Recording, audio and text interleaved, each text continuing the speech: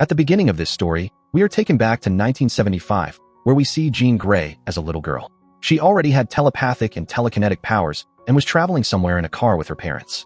A song was playing in the car. Jean asked her mom to change the song, but her mom refused, saying that when Jean would grow up and drive her own car, she could then listen to whatever song she liked. Hearing this, Jean became sad. Suddenly, the song changed on its own. Jean's mom played the previous song again, but Jean lost control over her powers, causing her mom to pass out. Their car crashed into another car coming from the opposite direction. It was a devastating accident in which Jean's parents died, but Jean herself didn't even get a scratch. The doctors were shocked after seeing this, so they called Charles Xavier to the hospital because they realized Jean was a mutant. Jean was sitting in the hospital when Charles arrived. Jean asked Charles about her parents, and Charles explained to her that her parents had died in the accident, but assured her she wasn't alone. He told her he had a school specially for kids like her and asked if she would like to come. Jean initially didn't want to go with Charles, so to persuade her, Charles gifted her a pen and explained that it was just a gift. She could either use it to draw beautiful paintings or to poke someone's eye out. Whatever she chose to do with it, he would help her if she wanted to do something good. Jean understood his point and agreed to go to his school, known as the X-Mansion. Jean saw Charles's school, which was very big and beautiful, but she refused to stay there. When Charles asked why, Jean said that she broke everything she touched and didn't want to ruin such a beautiful place. Charles promised her that whatever she broke, he would fix, and he would make sure she wouldn't have to break anything.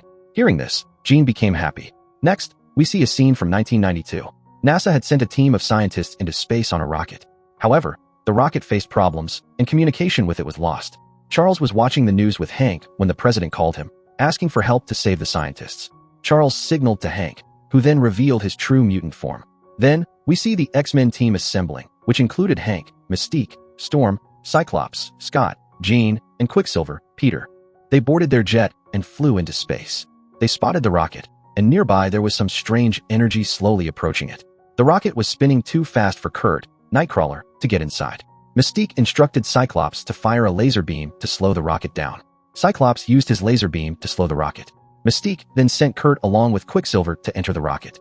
Once inside, Quicksilver quickly undid the scientists' seatbelts and touched them, allowing Kurt to teleport them back to the jet. However, one scientist said their commander was still working in the airlock. Mystique didn't want to risk another trip, but Charles, speaking through Cerebro, insisted that Jean could hold the rocket together, allowing them to save the commander.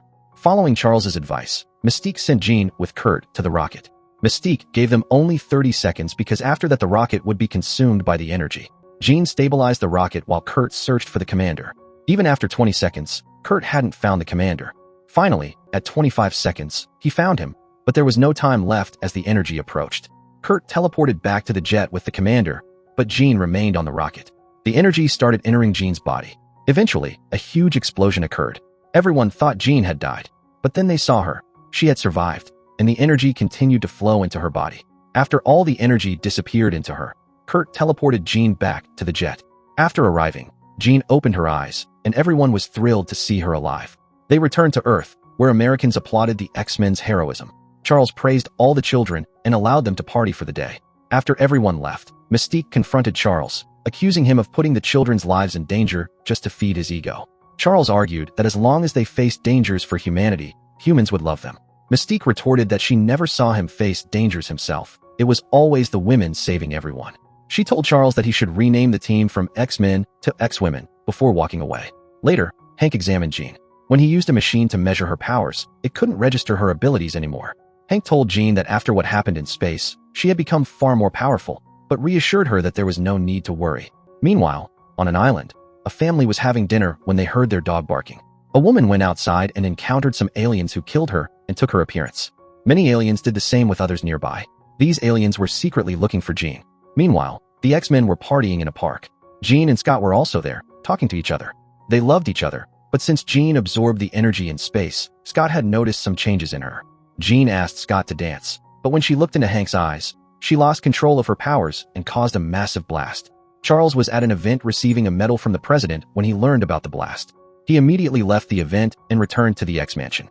Charles tried to enter Jean's mind using his telepathy, but failed because Jean had grown too powerful. He then used Cerebro with Hank and Mystique's help to amplify his powers and succeeded in entering her mind. Charles explained to Hank and Mystique that Jean's mind was very fragile and that he had hidden certain memories from her childhood to protect her. However, the cosmic energy had brought those memories back. Jean woke up and, realizing this, asked Charles to get out of her head. She heard her father's voice and realized that he was still alive. Jean forcibly expelled Charles from her mind, causing Charles to faint from the overload and bleed from his nose. Jean then left the mansion. Charles, regaining consciousness, realized Jean had gone and ordered everyone to prepare, as he was planning to bring her back. Jean had gone to her father's house because she had heard his voice due to her heightened powers. Meanwhile, the aliens, led by a woman who had taken a human form, were searching for Jean. They were called Dbari. They gathered, and their leader said she would control the power through Jean and use it to resurrect their species on Earth. The next day, Jean arrived at her father's house. She was very happy to see him, but her happiness faded when she learned that her father had abandoned her because he blamed her for her mother's death. Jean was heartbroken. At the same time, Charles and the X-Men arrived. They wanted to take Jean back home, but she refused to go with them. Scott tried to persuade her, but then the police arrived. Hearing the sirens, Jean again lost control and froze all the cars in place with her powers. As she tried to leave, Charles ordered Kurt to stop her. Kurt tried, but couldn't withstand Jean's strength. Jean then fought off everyone at once. Quicksilver tried to reach her with his super speed, but Jean removed the ground from under his feet, causing him to crash hard and paralyze his body. Mystique tried to talk Jean down, but Jean accidentally blasted her, causing a wooden plank to pierce through Mystique's stomach, killing her. After Mystique's death, Jean fled. The X-Men were devastated. They returned home with Mystique's body and held her funeral. Hank blamed Charles for Mystique's death, accusing him of tampering with Jean's mind, which suppressed her pain and anger, emotions that eventually exploded and caused Mystique's death. Hank confronted Charles, but Charles refused to accept any blame. He wasn't admitting his mistake, so Hank leaves Charles's side. Now we see the leader of the Dbari and one of her companions, who had come to Jean's father's house asking about Jean. But Jean's father refuses to tell them anything. So, the alien kills Jean's father and extracts all the information from him. On the other side, we see Jean arriving at an island where Eric lives with his mutant companions. Jean wants to meet Eric. Eric recognizes her and invites her into his home. Jean had come to Eric because he too was once a killer who had murdered many people. Jean wanted to ask him how he stopped killing people and gained control over his powers. But even Eric couldn't help her. Meanwhile, military helicopters arrive at the island. They were there to find Jean.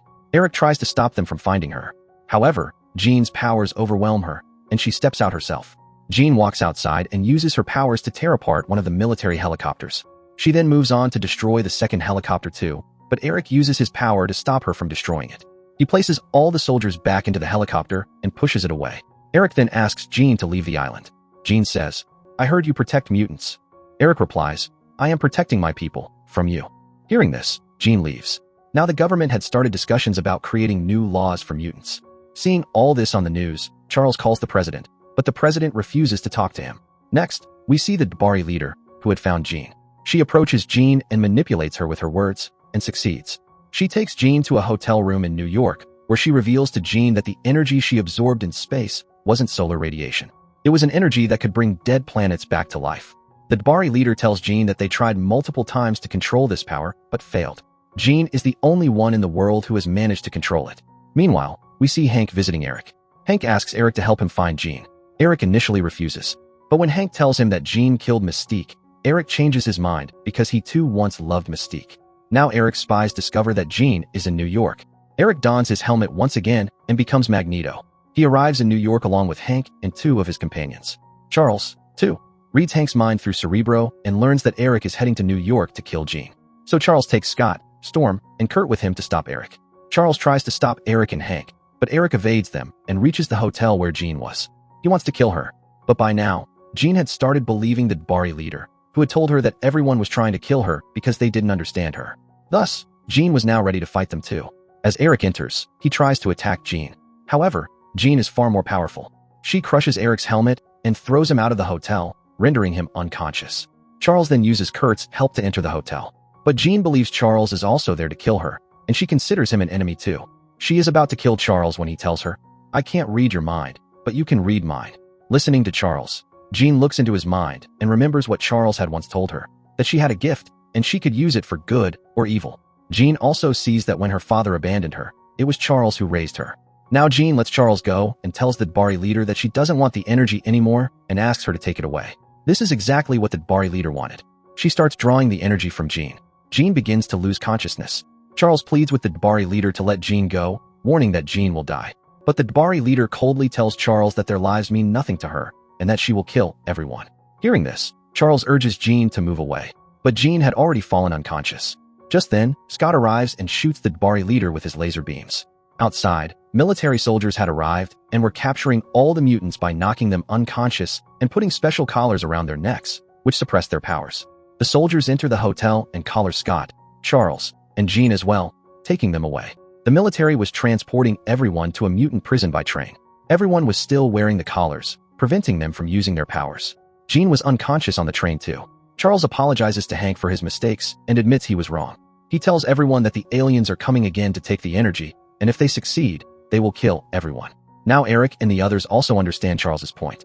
As the train passes through a tunnel, many aliens climb onto it, trying to break inside. Eric tells the soldiers to release the mutants, but the soldiers believe the mutants are in cahoots with the invaders. However, when they realize that bullets have no effect on the aliens, a soldier releases all the mutants. Now we see a fight scene between the mutants and the Bari aliens. Eric and Charles's teams join forces and fight the aliens, using their unique powers to throw them off the train and kill them. Charles and Scott try to reach Jean. Storm uses her lightning strikes to kill aliens. Kurt fights bravely too.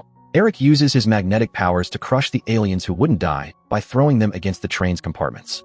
But now, the Bari leader arrives, having become extremely powerful after absorbing some of Jean's energy. She beats down the mutants one by one and advances towards Jean. Charles tries to wake Jean.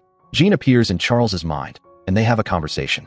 Charles apologizes for manipulating her mind in the past, but Jean now understands that he did it to protect her, not harm her. He gave her a family and cared for her. Jean forgives Charles. She tells him she now knows what she needs to do. Charles is surprised and asks her what she's going to do. Jean wakes up fully now and lifts the entire train into the air. She tells Charles, "I'm going to protect my family." Jean forms a shield around all the mutants and crushes all the aliens attacking them. She transports everyone to a deserted place where the remaining aliens attack her again. But Jean burns all the aliens to ashes using her powers. Now only the Bari leader was left. She approaches Jean and tries to take the energy from her. Jean lets her absorb it, but soon the Bari leader starts suffering, unable to handle the energy. Jean grabs her hand and continues transferring energy. The mutants, too, feel the effects of Jean's overwhelming power. The Bari leader warns Jean that if she kills her, everyone else will die too and that Jean cannot control her powers. Hearing this, Jean hesitates for a moment, but she then takes the Bari leader into space. In space, Jean finally kills her. However, Jean's body also vanishes, and we see a final light blast where the shadow of the Phoenix appears. Charles, Scott, and all the mutants witness this and are heartbroken. They realize that Jean sacrificed herself to save them all. But Jean wasn't dead. She had transformed into the Phoenix Force and now existed in space. Afterward, we see that Charles's school was renamed the Jean Grey School. Charles had retired from the X-Men, and Hank had taken over as the school's principal. In the end, we see Charles and Eric talking together. Though they had become enemies over time due to their different ideologies, they were now both retired. Eric invites Charles to come live with him on his island.